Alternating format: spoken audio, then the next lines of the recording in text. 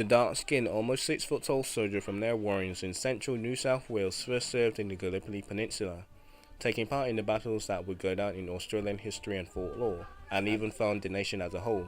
So Richard Kirby was born in 1891 near Dabu, New South Wales, to an Englishman named Samuel Kirby and his indigenous wife named Catherine. Samuel was one of the early settlers in the region, and he worked as a station manager to support his large family. Richard was the first of Samuel's sons to enlist and set sail for Gallipoli in late September 1915. By the time Kirby arrived on the peninsula, he was aged 25. The campaign was drawing to an end. After 8 months on Gallipoli, the Allies were beginning to prepare to withdraw, and Kirby, along with members of his battalion, were assigned to help defend the future known as Russell's Stop until the final evacuation on the 20th of December 1915. For the first 6 months of 1916, Kirby was hospitalized, recovering from several bouts of eccentric diarrhea and typhoid fever, but in August he returned to his battalion fit and well. A newspaper would actually describe the soldiers' sons as the most representative trio that could be pickled from their neighborhood. They were the Bushmen, they're the very best type. Both Robert and George Kirby hoped to serve alongside their younger brother, but neither saw action for very long. Both were reportedly hospitalized for illness and several wounds, and they were eventually returned to Australia and discharged on medical grounds. Richard Kirby remained at the front, and he was promoted to Lance Corporal following his involvement in the Second Battle of Bellecourt in May 1916, described as one of the best liked men of the battalion. Kirby provided a natural leadership, but the last year of the war he was badly wounded by a gunshot to the neck. He recovered quickly and returned to the Western Front for the Allies' final push towards Amiens, and maybe his final days on Earth as well. On the 8th of August 1918, the Allies attacked the infantry with tanks, aircraft, and they also captured 12 kilometers of ground. However, on the 8th of August, 3 days later, while trying to protect their brigade advances, the 20th Battalion came under heavy machine gun fire. With casualties mounting, Kirby took upon himself to run towards the machine gun post, where he single-handedly seized 2 weapons and captured 14 German soldiers. It was later reported that he said, "Set a fine example for bravery and coolness to the remainder of his section," and for the rest of his actions he was rewarded with the Distinguished Conduct Medal. A few hours later he threw his gun over the trench, jumped up to follow it, and he was shot through the head. The young soldier died just 9 days later on August the 20th, 1918 at the US General Hospital in France. Despite being awarded a Distinguished Conduct Medal and a missive honouring his service being signed by King George V himself, there was one simple reason for Lance Corporal Kirby's anatomy. He was an indigenous Australian, an Aboriginal. Nearly a year after his death, Kirby's sister wrote to the army to express her grief and gratitude. "Allow me to thank you in my mother's name as well as my own for your kind letter, describing my dead brother's bravery. He always showed signs of courage, and even as a little child he was a notable son and brother. His Distinguished Conduct Medal shall be always treasured by us."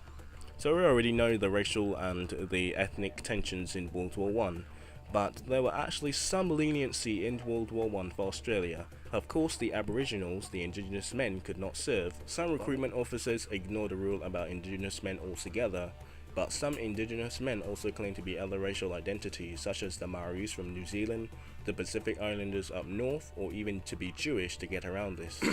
There were only 4 indigenous Australian men known to receive the Distinguished Conduct Medal, an award considered to be second only to the Victoria Cross. But while Kirby's exploits were exponential, his lack of publicity was not. The Aboriginal men had a warrior spirit.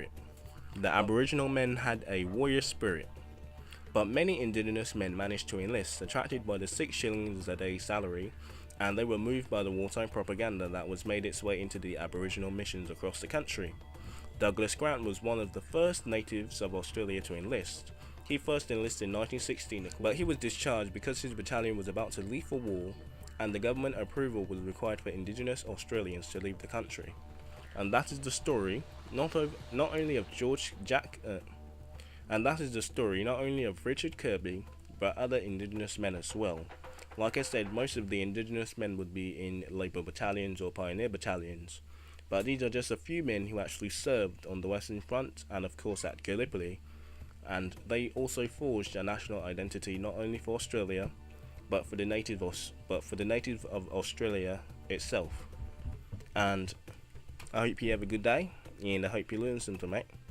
And yeah, Jack Kirby. I've been dancing around the indigenous. Yeah, I have to do white South Africa, Black South Africa, the Kiwis, the Maoris, the Australians, the indigenous Aboriginals, and of course I have to do, what else I gotta do, the Canadians and the First Nationers. So yep, all the racial tension, but as we know, this is World War One, and besides fighting on the battlefields of France and Belgium, peoples of their own country and peoples of immigrants have to fight for their right to do basic natural civil liberties that we take for granted every day, and we should always remember them for whatever reason, for the cost that they died in World War One. Yeah, I know I'm going out on a cheesy note, but you know, you gotta spread awareness for the Aboriginals, because the Aboriginals, the Maoris, actually have a bigger placement in Anzac law than the Aboriginals. So this is just the first step of me trying to get the awareness for Aboriginal Australians out there. Gonna leave you the links. You could also visit them. There's a couple of videos on the BBC and the Australian War Museum, so you can go and check them out. I guess who should I guess this one goes out to Ryan, I guess, but he's a white Australian who was actually English, who moved to Australia, just like John Kirkpatrick. Interesting.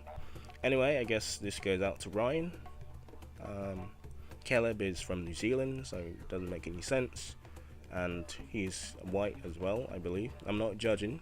Hey, if you want to be a toaster or an Apache helicopter, I'm not judging. This is 2018.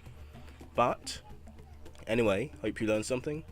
I don't know how to speak Aboriginal Australian, so good day, mate.